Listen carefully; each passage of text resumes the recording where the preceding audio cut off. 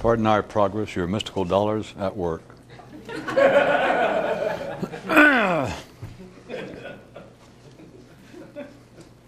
You got to like them, well, when even you don't understand. One day, one man called all of his ordinary thoughts together and said to them, "All of you little guys are just like my own children. And I hate children."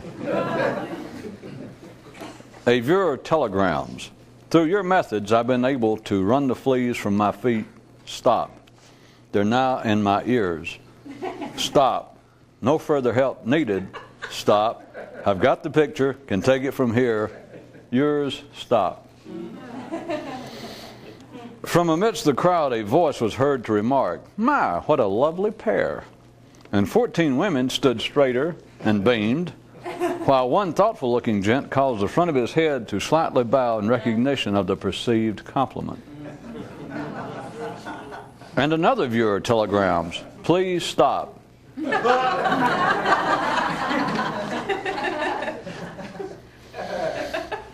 From a slightly shifted position, man can be seen as composed of the creative, the critics, the vandals, and the parasites. Literary update, Earth.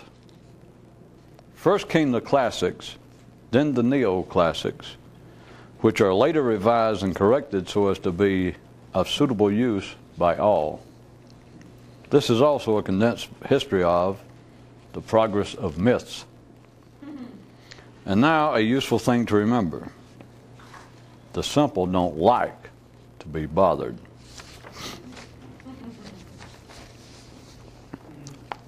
Definition time apparently here. Sarcasm, irony, and satire. What the routinely sophisticated resort to when they're out of intellectual energy. A viewer writes, "You could be a lot more popular if you'd come up with a clever, identifying slogan."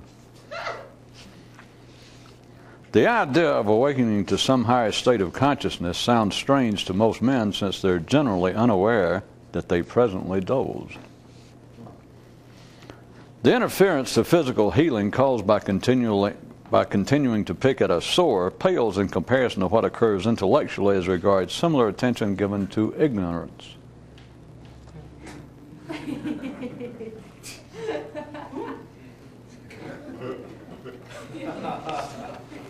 From our Cosmopolitan Dictionary.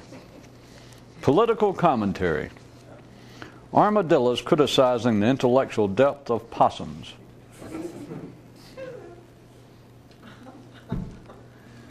And from our in-house handbook.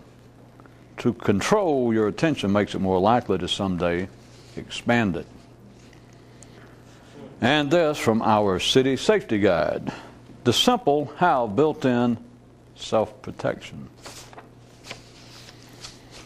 Thought one guy, if you find gossip interesting, it shows how not you are.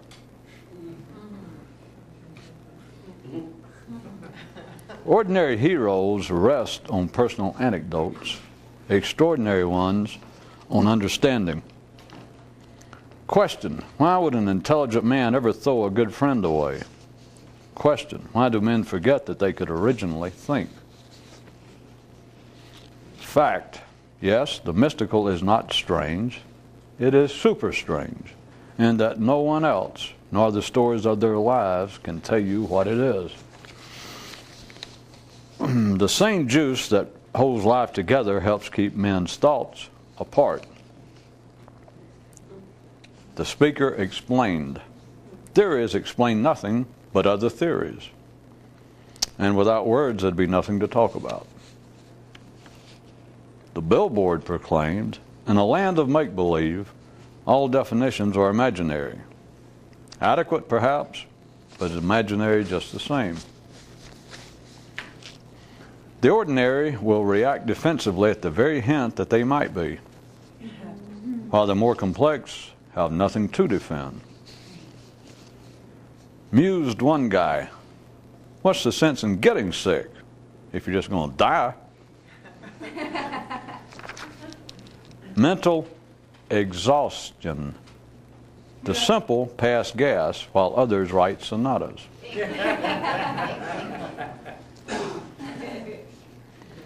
The mystery of life remains secret because most people don't want to know what it is. The simple get sick while only the more complex can make themselves so.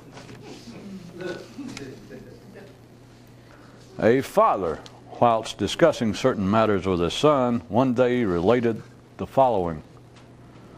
Long have men asked themselves, what is the light of man? And from the primitives believing the sun to the more sophisticated proclaiming the soul, few recognize that the true light of man is life itself, and without this understanding are left forever asking such questions. On a certain planet far away, a certain people abandoned all interest in treasure maps after concluding that nothing of any value is ever out there somewhere.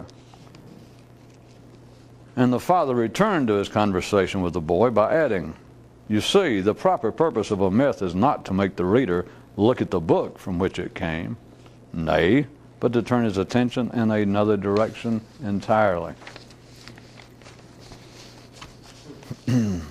4 topics. Mental health.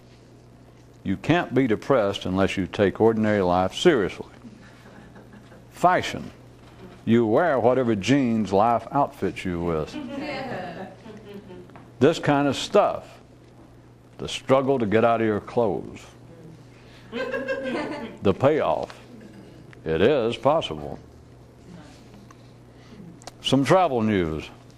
Life normally won't let you go. But if you make sufficient effort of a certain sort, a strange thing can occur.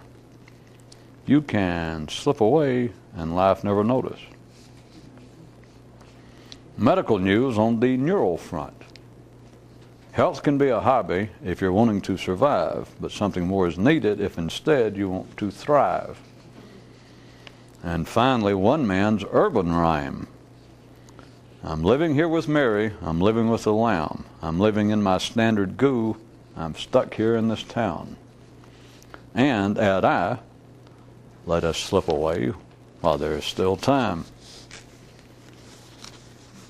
If a man has any reasonable expectation of ever doing anything extraordinary, of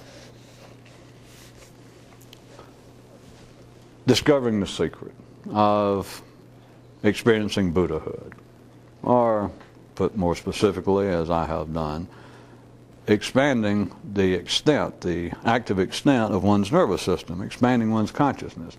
To do so there's a quite direct and simple mathematical reality involved, and that is you must redirect some of the energy.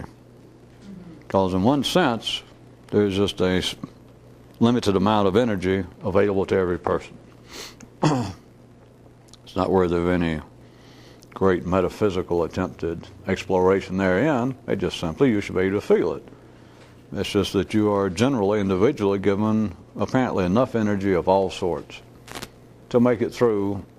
If we found the actuary table in that great heavenly actuarial chart and found your name that says 62 years, 4 months, 2 weeks, and 7 hours, and etc., then that's about how much energy you've got.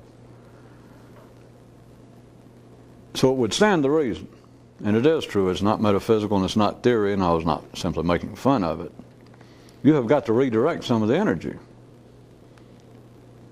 From there, it's very easy to turn it into a religious proposition, or very easy to step into an already established religious stream, which is why most religions, or why all public religions, seem to be involved with a way that one should live, that is, behave. And so they would say, well, you've got to redirect your energy. Instead of going out and drinking, you've got to come here to church. Instead of going out and chasing women, if you're married with a family, you need to be home with your family, having quality time with the little nippers. Behaviors of simplistic consequence.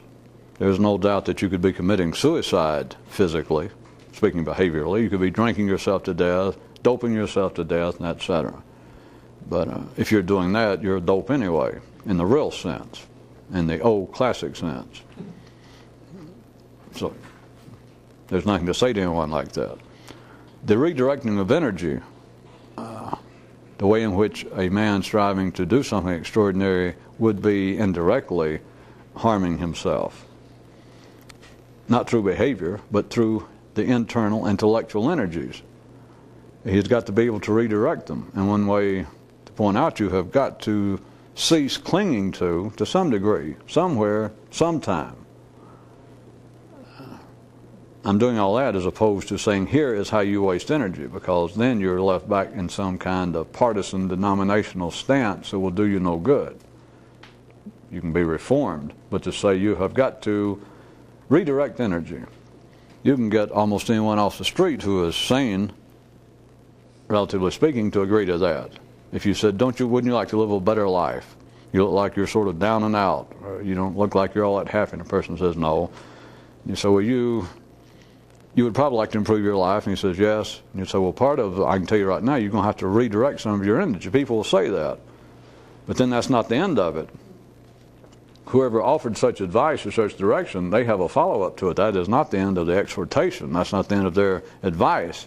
You have got to redirect your energy. They go, yes, and they wait. If they're going to go along with that dance, they're going to dance momentarily and do the tango with that person. They know that something else is coming up. The person says, you have got to redirect certain of your energies. The person may go, yes, which means carry on, let me hear your pitch.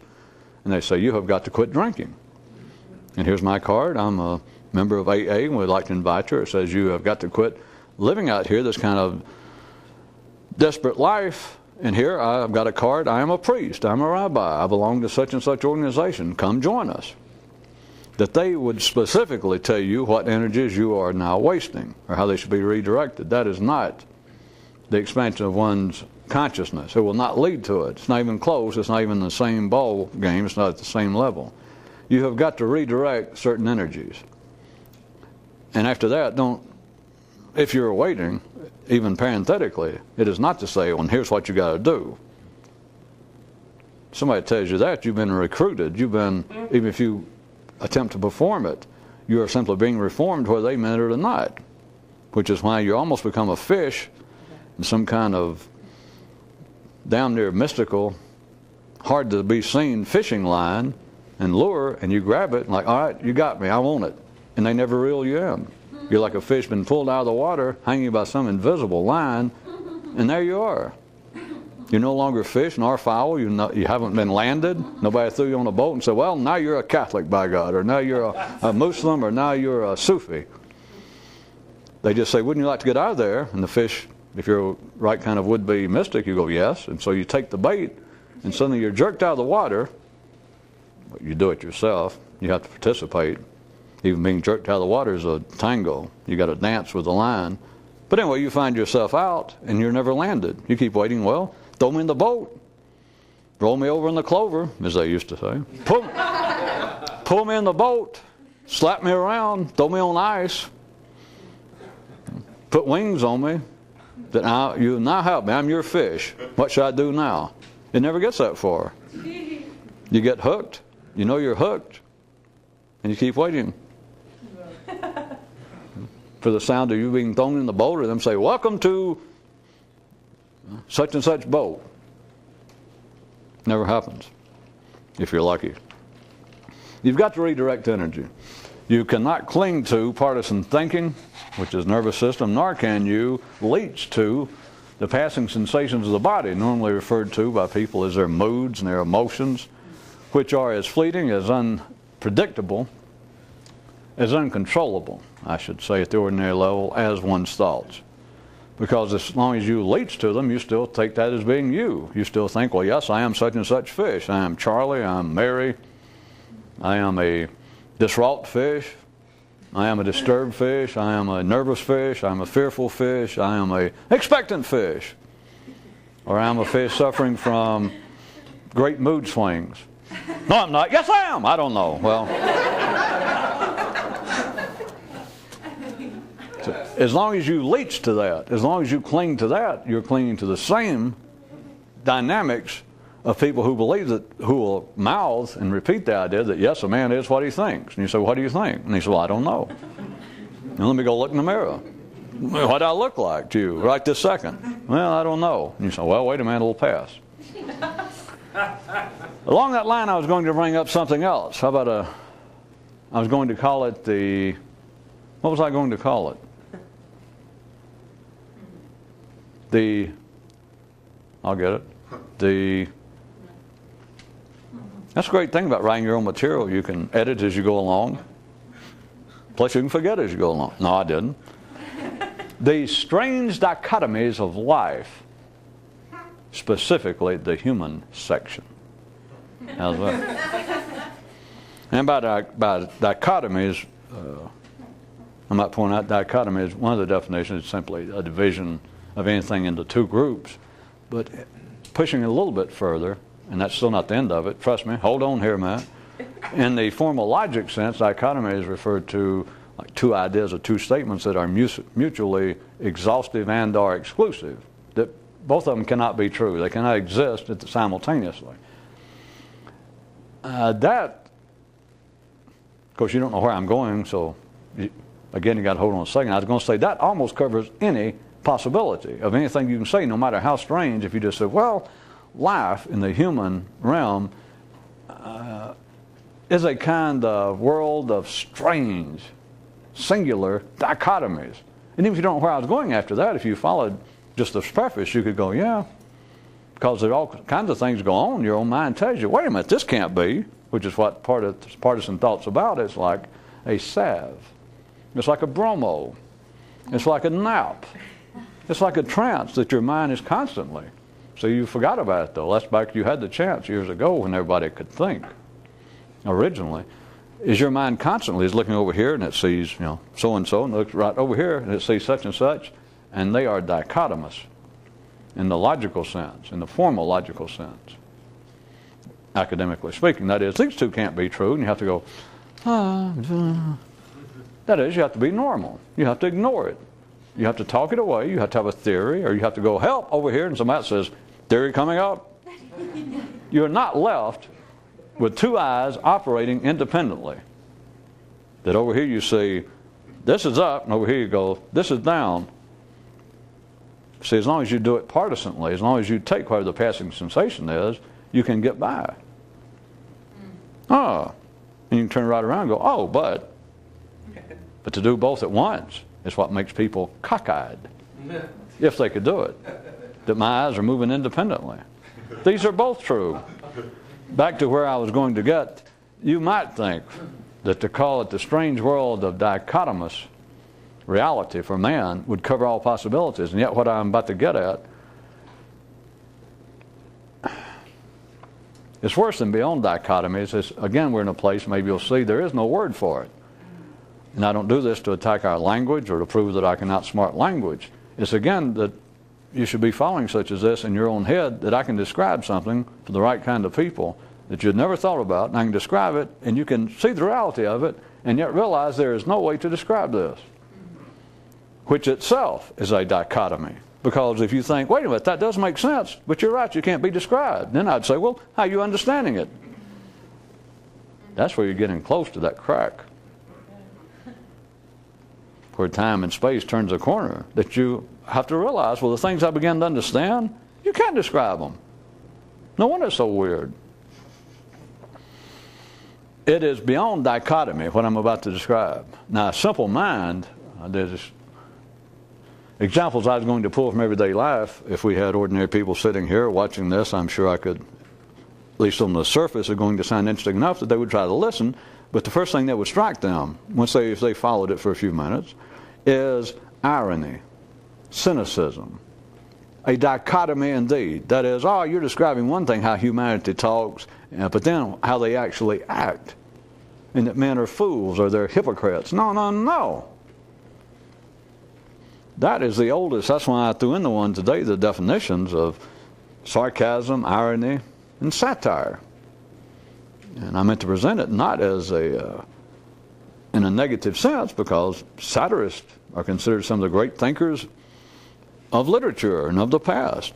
And well-placed sarcasm is indeed looked at as a sign of a perceptive mind. And I gave you a better description, or another description. All it is even ordinary people, it's routine minds running out of energy. Back to, remember, energy, because you only have so much, and man is primed up intellectually at the end of the nervous system, as far as it goes now, that he'll look at two things that would appear to be mutually exclusive, or that would appear to be contradictory, which is all we're talking about now is the world of man. There is no contradictions in the world of anything other than man, and the contradictions are always of a specific nature. The contradiction being between what man says and what man does, which, if you're not up to irony, not up to a little satire, if you're a little less sophisticated, you just become a smartass. You become sarcastic about it. But it's all in the same ball game, that you do not have the energy. You do not know how, even if you have the energy, but you do not have the energy to look at two things that apparently are mutually exclusive and not have to turn from one to the other. Not have to think partisanly about it. Oh, well, okay, yeah, no, well, damn, hell, no. That you got to make a choice. What I'm going to describe is simple enough. The examples, I can think of as many as fast as I can think, but I was going to pick out some that catch people's attention. And at first you might think, well, this is a dichotomy. No. Be more subtle. It is much better than that. It's beyond the realm of the ordinary mind to be able to call it this or that, but I was going to start off and say, give you a title, The Strange World of Dichotomies. The strange dichotomies of life,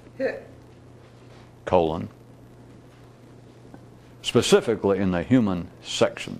All right, here goes.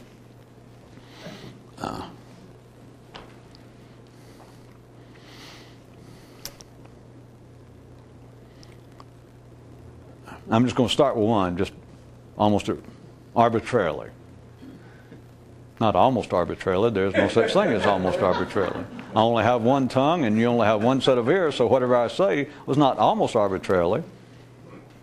Well, now don't challenge me. What if I said two things at once simultaneously? It wouldn't help, because you go, what? Because you'd think that you were here in person hearing me, and then you'd think, no, I forgot where I am. I'm actually watching this on tape, and some way the audio from another one is getting run from the control room, and I'm hearing two audios at once. So, back arbitrarily. Psychologists, the ideas of psychologists, let's just use late 20th century, Western world, right up to date. Ideas of psychologists, and I can include psychiatrists, sociologists, but ideas of psychologists represent the highest and best aspirations of civilization. They simply do. I could use religion, but nowadays psychologists. For instance, the rehabilitation of those outside the mainstream of society, the rehabilitation of criminals, the rehabilitation of people who are sex offenders, people who want to sexually abuse children, which obviously has got to be a sickness. I mean, you don't even have to think about it. If you grew up in the last 20 or 30 years, you may not go around reading books on psychology, but it is now part of the main neural wiring system of this part of the world. That, well, yeah, they got to be sick. It just makes sense. You can say, well, I don't like them. It just makes me sick to think about it. But you're right. There's something wrong with somebody. You have psychologists, and I can point out other things, wars on drugs, or UN, or just international resolutions passed condemning civil or human rights violation by some group of people, by some tyrant. I'll show you how they're all connected. But just psychologists, they are almost the priest of today, the whole world of psychology, including talk shows. So that you don't think this is all strictly some academic, or as those of you who watch this for some time know that this is not an attack on psychology. But psychology, the ideas of psychology represent the highest, the best aspirations of civilization. In spite of the fact of their ideas, their theories, their ideas, being of the highest nature, representing the highest, absolutely, I'm not being sarcastic, and we continue not to repeat them. We increase to repeat them in volume, in spite of the fact that they are abject failures in execution. Now think about it a second. Or maybe I should jump in and fill it in right quick. This is not a dichotomy. Now, an ordinary man could have heard it thus far as I warned you and go, oh, yeah, you're right. Isn't that a bunch of hogwash? There it is, old smart-ass people in the world of academia, people that went to school, and they think, boy, they know it all. And it doesn't work. You're right, it doesn't work in execution. And yet there it is. It represents the highest aspirations of civilization, that is, of humanity at its mechanical best in any particular moment.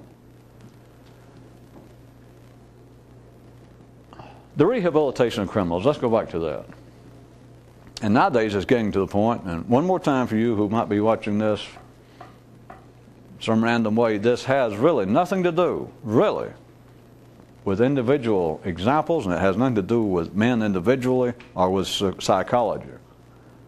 But here it is, we have psychology. If you are an up-to-date modern person, whether you think about it all the time or not, you are in agreement. Your wiring system up here, doesn't matter who you are, your wiring system cannot disagree overtly with the idea that those who are uncivilized, and we are less and less, if you notice, inclined to even use the word criminal anymore.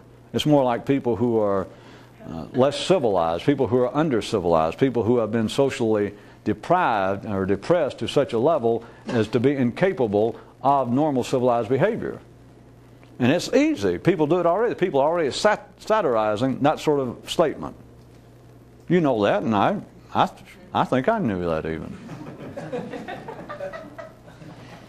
That instead of saying someone is a criminal, that now you would have a psychologist, and we're not talking about a specific psychologist, I'm just using that to represent, that it is now part of the general feel of all of us, of collective humanity at the civilized level, that the inclination now is not to say no criminal. It's to say someone who has been socially, psychologically traumatized or deprived to such a point that they cannot meet standard levels of civil behavior. Well, as we all know, alcoholism now, for instance, is considered an illness. It is considered an illness professionally, and is now, except for the few smartasses held over from the previous generation when alcoholism was looked upon as a weakness. You know, it's no big deal if you're an alcoholic. In fact, that wasn't even the right term. You're a drunk. They just showed that you're weak. You just had something. You were just no good. That's what they used to refer to them in less urban areas all over the world. It was no secret. The man's a drunk. Yeah, I know that. I heard about it. Nobody ever discussed, like, I wonder what made him a drunk. Drinking too much. That's what made him a drunk. And then somebody said, well, why does he drink so much? They go, because he's a drunk. He ain't no good. And they just went about their business. Now to call it an illness, and there's still people around that laugh at that and satirize that like an illness. And other forms of antisocial behavior or unprofitable behavior, because all drunks do not necessarily go out and drive and inflict specific harm on others, but then they're looked at as engaged in unprofitable behavior on their own, self-defeating behavior. Why do these people behave like that? It's doing themselves harm. And if they do have family or people around them, they're doing other people harm. Considering alcoholism, considering criminal behavior to be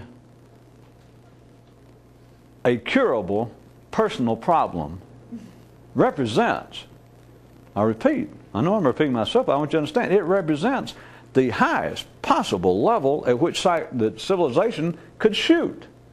Civilization being man collectively. Because what it is aiming at, what it is detailing in these theories, in these ideas of uncivilized behavior, unsocial behavior, unacceptable behavior being curable, being treatable, and it's up to us to do it. You understand, in another way, that is a bringing down of the old Judaic and Christian and Islamic idea of a heaven or a paradise in a future life. It is bringing it down here, but not in the sense of a nirvana that is up here, that the enlightenment, because we're still talking about now physical behavior. We're talking about a heaven on earth for the simple, which is almost everybody on this planet. But it is not an awakened heaven. It is not a heaven of the more conscious, but be that as it may for the moment. You understand that this represents the highest possible achievement that ordinary men can aspire to. We're going to create a utopia. I was using heaven and paradise, you understand, allegorically, because they do not consider themselves secular. It does not work. Now see, I'm going to have to start making dogmatic statements. And now I'm not speaking at the level of even an ordinary viewer or somebody walking down the street and hear this. It is this. Just as the curing of criminal behavior through psychological means doesn't work. Put it to you this way, it hasn't worked thus far. Not at all. Zip, period. How about the war on drugs? That's nothing new, it's forms of prohibition. The war on drugs, they continue to discuss that, and they point out, well, how it's working and how we're confiscated more cocaine this year in the state of Florida and North Carolina in the first 6 months than we did last. Nothing. You're not going, the war on drugs is just as silly as saying, well, this man would not have been a murderer and a cheap shoplifter if his mother had been nicer to him. Now, it's easy to go, come on. It's not true, or you can't prove it, or you could just dismiss it and say, that can't be true. What in the hell is his mother not being nice to him got to do with him now being a mass murderer or a sex offender? What the hell? Get out of here. You could say that. But look at the war on drugs. People even in the ordinary mainstream will periodically slip up and say, I'm not sure this is working, which is almost open to more ridicule and satire than those who say it is say, I don't think this is working. It's not working. It's never going to work. But so what? Does it stop the idea? Has it ever stopped religion? In case you're missing the point.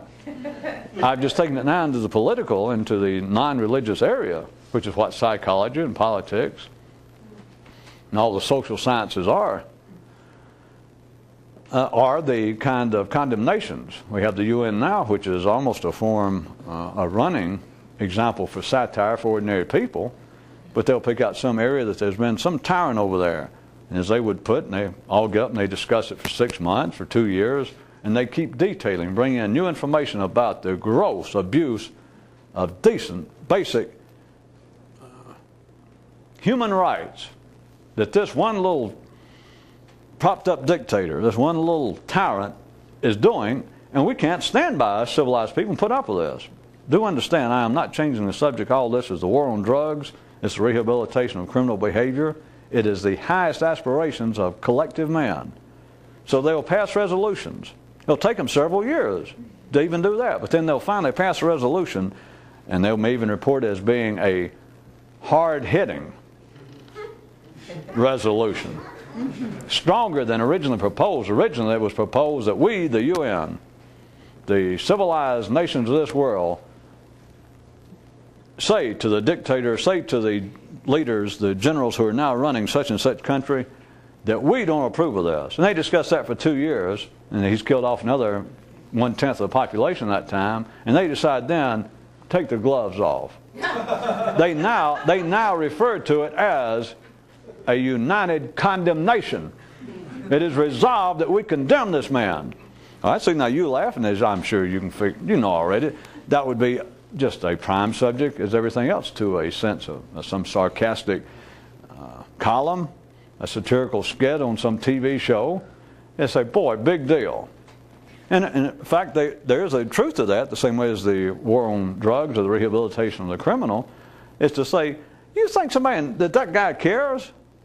And they're right, And you could say, if you're an ordinary sarcastic person, that is, running out of intellectual energy yourself, you could go, what the hell are we doing? Why are they wasting? I'm having to pay part of my tax money to the UN. They're getting out there, and all these people dressed up every day, driving in limos, spending my money. Here's a guy down there running a concentration camp on this little island, and what do we do? What's the best they can do after 2 years? Through a serious show of hand, all dressed up in these funny different costumes from all over the world, and some of them really funny, suits and ties. And they start raising their hands, and they pass this thing. They all sign it, and the press shows up a resolution. hard-hitting. Resolution condemning his behavior. And you can go, that is, you could do all kinds of things. Don't save me the sham theatrics. You could laugh at it. You could try and dismiss it. You could say the world's going nuts. You are correct about one thing. It's part of this dichotomy of life, this strange dichotomy. But remember, it's beyond a dichotomy. That's why I want you to try and see tonight. But you could take the more simplistic approach of it being simply a dichotomy and say, this is ridiculous. What did they expect? That they were going to pass this resolution after 2 years, and this general, they bring it to him and translate it into his language, and somebody read it to him, that 90% of the UN all looked at him and went, tut, tut, tut, and he's going to read it and go, and maybe cry and call his mother and go, I am just humiliated, and take off, take off his sash and break his sword, and beg all the people's forgiveness and shave his head and go join a monastery. You can laugh and say, well, hell no, he's not. And whether you said it directly or not, you're also inferring what idiots life is, or most people are. They wasted all that time and money doing that. What did they expect? Did they actually expect he was going to quit just because they passed a resolution condemning his behavior? No. Do they actually expect that the war on drugs is going to win? Now, there are some that say, yes, we're making headway and we've got to win. It's sort of what if they really pin down somebody in a position of authority somewhere and say, do you really think we're just going to stop all drugs? And if he is just being a relatively sane spokesman for life in general, he will always have to always give himself this, remember, the injection hole, where life made every Ken and Barbie, including those that had the drug czars or the president. They can say, well, I can't say that we're going to eradicate all drugs. But we've got to try. It's like saying, are we going to eradicate all hunger in the United States or in North Dakota or Honduras? And somebody says, that's ridiculous. We can't feed the whole world. And the other person, speaking more for life than the smartass, the critic, can go, well, maybe we can't. But we've got to try. Look at these pictures, starving children. Yeah, we can't feed every starving person on this planet. No, but we got to try. You think them passing a resolution condemning this man's behavior is going to make him quit? And they would say, well, no. But look what it represents. It represents our highest intentions. And they can't really see it this way. They cannot see it that clearly. But I want you to understand, you have part of life going on continually at the highest possible level, speaking ordinarily. That is, in a civilized, educated, sophisticated, modern world. You have ideas. It's nothing new, of course, but you have ideas being expressed, and I just grabbed a small handful of war on drugs, war on poverty, rehabilitation of the out of the mainstream, read criminal, the rehabilitation, and you look at it point blank, and it is an absolute failure. I won't even say dismal failure. I shouldn't even modify it at all, because it's not like it's a dismal failure, because that sounds like, well, maybe we'll get it straightened out. It's a failure. That is the execution the theory represents, whatever the theory is. Again, if you think this has gotten too far afield from the mainstream of historical life, it's the same thing as religion. The religion says, here's what man should be, or here's what this church stands for, or here's what this religion stands for, and we know how to do it. And people join up, hey, I'm all for it. And nobody can do it. Does that stop the religion? As Buddhism, as Christianity, as Judaism went, well, I'm humiliated, now that you pointed out. They're going to follow this dictator, find where he's going to go, the guy that heard the resolution condemning him. He decides, well, I think I'll just pack up. I'm so humiliated. I always wanted to retire to the south of France, but geez, I think maybe I'll just go to Arkansas or Alabama and hide out. You know that's not going to happen. But if it was going to happen, but now you'd also have every Jew, every Christian, especially those in some form of authority, they go, let us come with you. We're just absolutely humiliated. He's only been in power 20 years, 10 years. These religions have been in position of authority for 3,000 years, some of them. And you say, well, have you succeeded? Well, no. Well, are you getting better? Well, no. It is simply the execution of it fails. The execution of psychological ideas, the rehabilitation of criminals. You say, well, can you show me how this is working? What kind of success you're having? If you understand how this goes.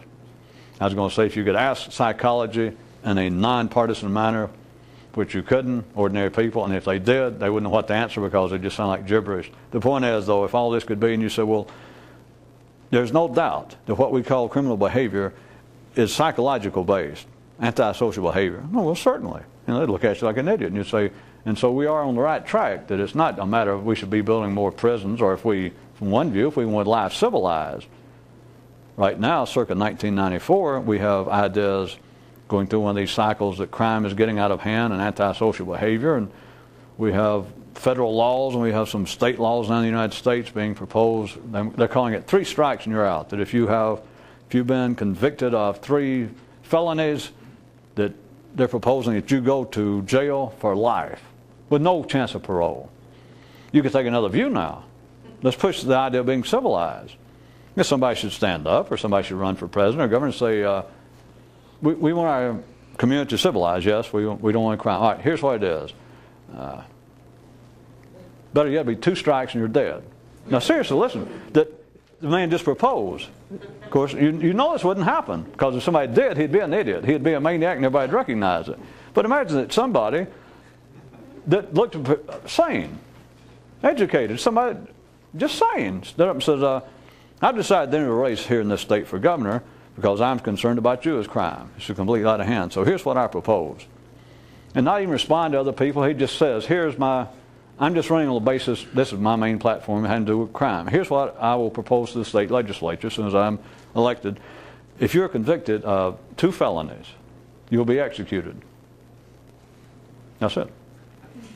Now think about it for a second. Now remember again, we're not talking about politics, sociology, but think about it. If that was the point of making our streets safe, they're just kind of playing around, because it's still open to debate about whether it's even constitutional to have somebody put in jail under whatever means and no chance for parole. There are arguments that even is in contradistinction to some of the basic constitutional realities of our life, freedoms, that would be cruel and unusual punishment.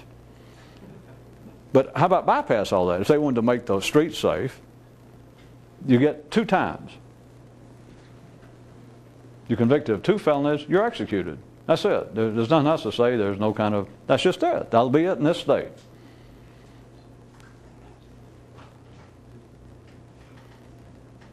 Then you look and say, well, everything they're doing, if you're listening to what I pointed out, and if you're aware of what's going on in life, the way it works,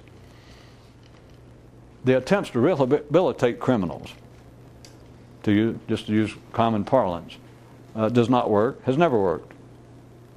I'll leave it to you. When I say it will never work, I'll leave it to you. It's not worked thus far. You got 5,000 years more or less of what ordinary people consider reliable history, and no one has ever been able to rehabilitate a real criminal. I use their term. Somebody that is actually antisocial.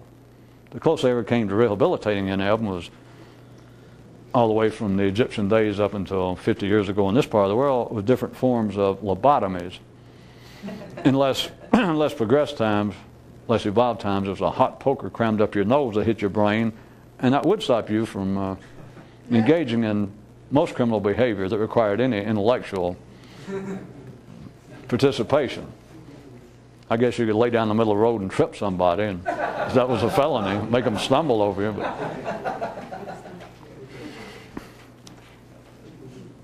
The rehabilitation of antisocial people, to encourage the non-civil to be civil. And I could make it even more specific, which I slipped in a few nights ago, and it didn't seem to strike anybody, but I'm not going to give up.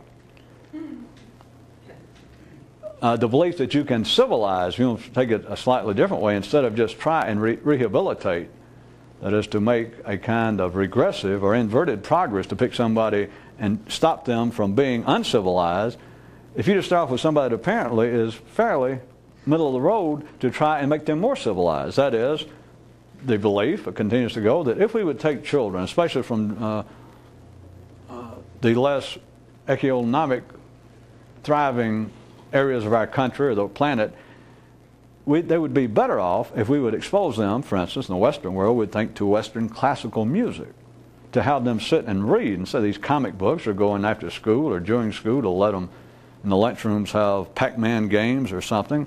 If instead we'd bring in recorded, play some Mozart, some good music, not let them hear that rock and roll, make the books available, show them how much fun it is to actually read Shakespeare. The reason you're laughing, you do know this.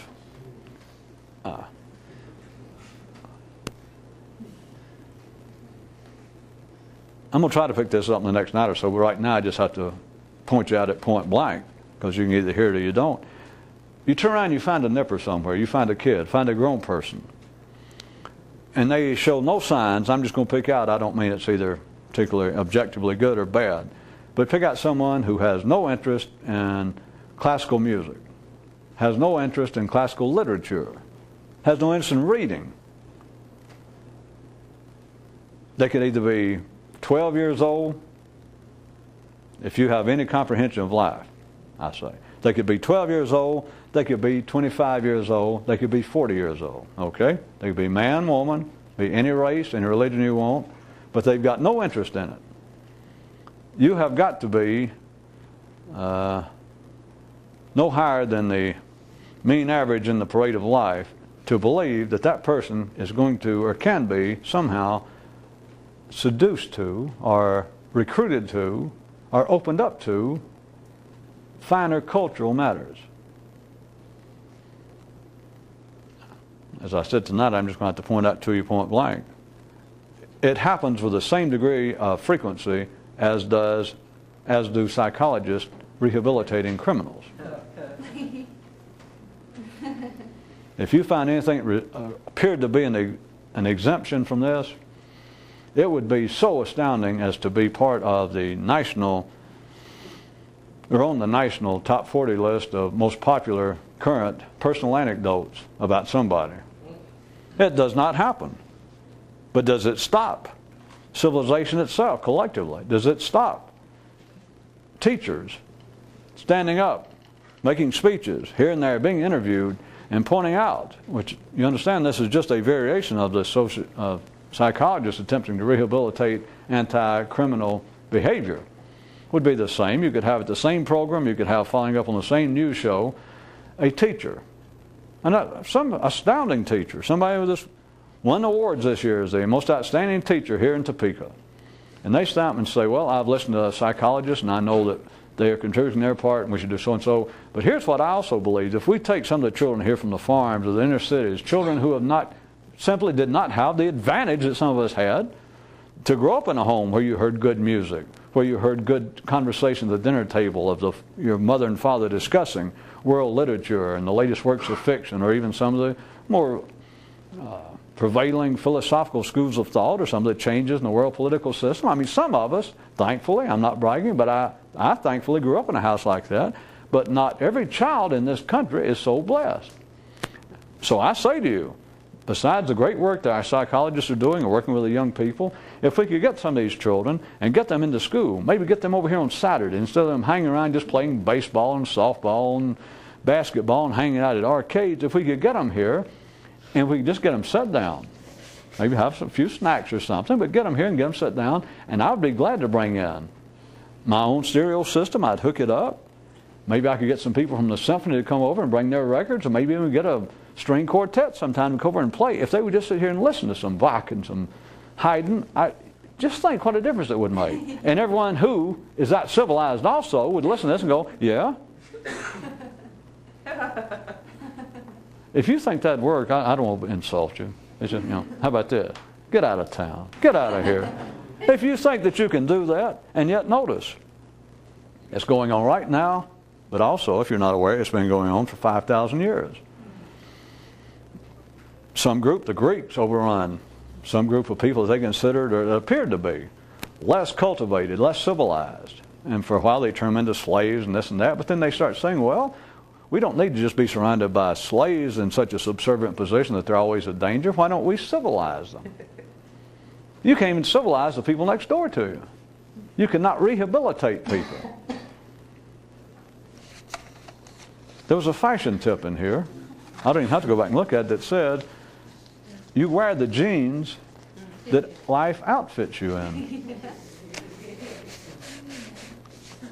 You cannot, there has been no history, none whatsoever, of rehabilitating someone.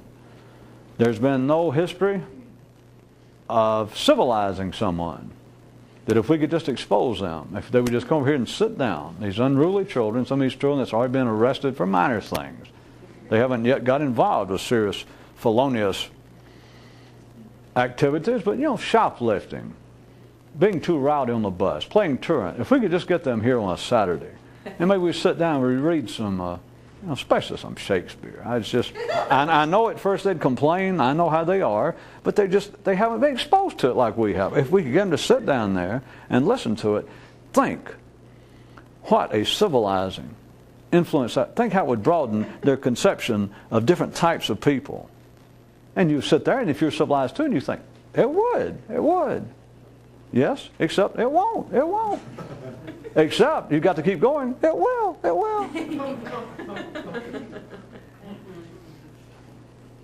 It is these strange dichotomies of life that men continually, collectively, must state, and not just as theory, not just as vague goals that, well, someday we should be more civilized.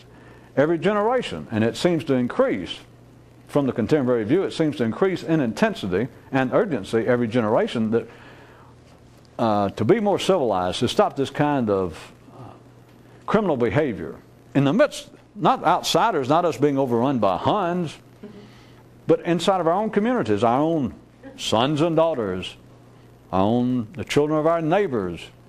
We have got to stop this kind of criminal behavior. We've got to stop this kind of antisocial. We've got to stop children from growing up here in the midst of a civilized environment, and here they are grown and are just semi-literate, just nominally literate. Know nothing of Balzac, know nothing of Plato, know nothing of the great Gregorian chants.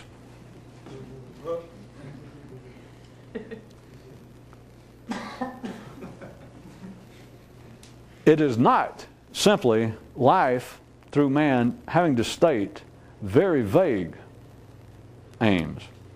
That is still taken up where it is needed, primarily by religion, by the cruder forms of religion. That is, well, life is not good here. Life is not as the gods intended. That is, we're not totally civilized and decent people. But, we're going to have to die and let him straighten it out. It is more and more a matter, as I said, that apparently is of relatively increasing urgency. That now we can't wait for that, which is why the world is less religious and seems to be more worldly. That, no, we've got to look after ourselves. And we can. Psychology proves it. Unless you look at it. Well, our criminal system proves it. The expanding ability for our culture to reach wider and wider areas and more people, that proves it. Yeah? Other than the fact that it doesn't.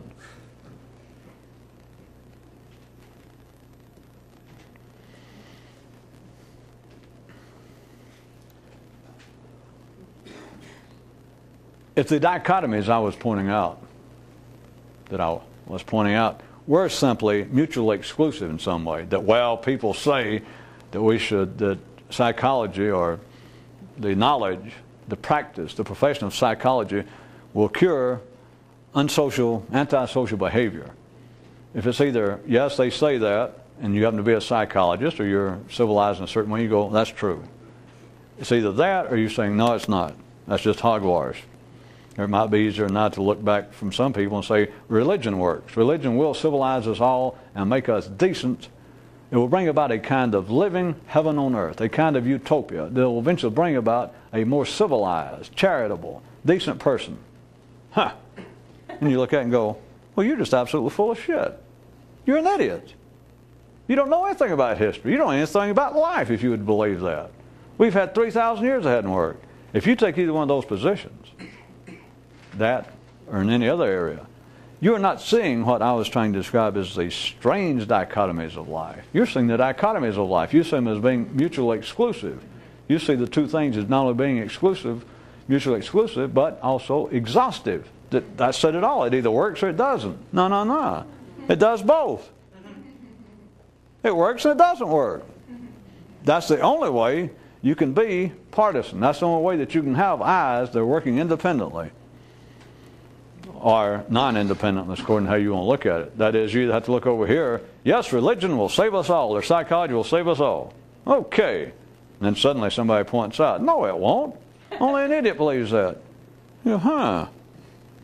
Of course, most people don't even look 3 times. You might look once, and yes, you hear that some people disagree, and you glance over at them with this eye, this one time, and go, well, you idiots. I just wanted to check. You really don't think this will work? And they go, certainly not. And you dismiss them. That's the last time you actually ever think about them. But the thing is, each eye had to be partisan. The control of your attention was held by life. For you to say, I'm thinking. I have thought about this. I have thought about all that religions had to say. I've studied all the religions. I've looked at the history. I've given religion 3,000 or 4,000 years to work. I'm telling you what, it doesn't work. You could say, I'm an up-to-date man or woman. I have studied psychology. I have studied the history of psychology. I've studied the psychological, the sociological, the political ramifications of all the various schools of psychological thought, the pros and cons. And I'm telling you what, we are on the right track. You can say that, or you can go, I have studied all, and it is useless. It is no better than religion. We're going nowhere. Neither one are true. And what ordinary people cannot see is when they run out of energy, as I was trying to put it to you in one of the items, is when it turns into sarcasm, irony, which is just ordinary thought. But it passes for some form of intelligence. It's what ordinary people pass. It's why a critic can pass for having some talent, which if you're a critic, it's proof you got no talent. Is by saying, well, this doesn't work. And it's ridiculous, as a matter of fact, for us to keep saying it does. No, no, no. Nothing that civilization, that is man collectively, points out as being an admirable goal, which whatever they point out it is. Doesn't matter what religion apparently came from or what culture, whatever they're pointing out, it is the highest aspirations possible for man, for life through man, to verbalize at that time. But to then look at it and then say, well, it doesn't work. You're like Christopher Columbus. He didn't even leave Spain. It's like, you didn't have to. You discovered dirt. Great to know people with a mind like that. Didn't even have to leave town. Just look down and discover it. I'll be damned. They are not dichotomous in the ordinary sense. That life continues to run by humanity collectively always pointing out what we should be doing and what works. They will claim that psychology, they will claim that they can rehabilitate criminal behavior when it's a simple fact that they, not yet. Nope, it's a failure. The execution of it does not work. But religion doesn't work. But so what?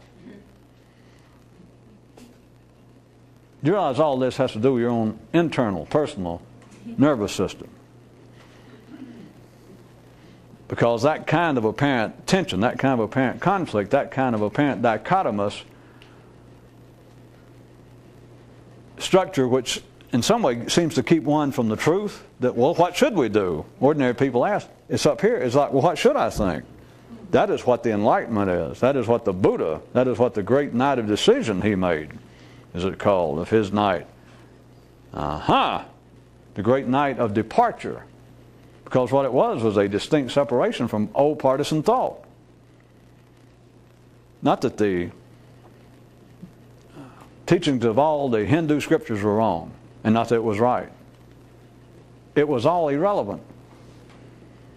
It was all a clinging to partisan thought, which is simply a kind of leeching to, in an emotional sense, passing sensation of taking however you feel. That is, everyone's moody to some degree, but right now, I don't feel so hot. So that's you. Hey, don't bug me, Jesus. And then later say, I'm sorry, I wasn't feeling good. Except at the time, it wasn't you not feeling good, that was you. Well, here's what I think. No, that's not what you think. Well, you're right, I changed my mind later. You didn't change your mind later. The whole thing is temporary. It is all a matter of energy. And as long as you leech onto it, as long as you take whatever the passing energy is, and you did not have anything to do with it. That's what you got to find out first. It don't matter whether you went to school, and it doesn't matter that you've been reading on your own all these years. It all came. It is all energy produced by life, by ordinary life. And as long as you leech to it, you take it personally in some way. You take that as being part of you. That's either what I know, that's what I agree with, that's what I disagree with. Buddha went through a long time for the great night of renunciation. I like that term. You should like it. It doesn't say what. It doesn't say the great night of renouncing Hinduism, renouncing his Indian culture. The great night of renunciation, period. I filled in the rest. The renunciation was a distinct departure from all old thinking. Which ones? Which part? Read my lips. All old thinking. Yeah, but I mean, which part did he really see through and stick it? All old. That's why all these religions, all the mystical systems, all have some term, some idea of a new birth, new person, because it is all brand new. Gone? It's all right.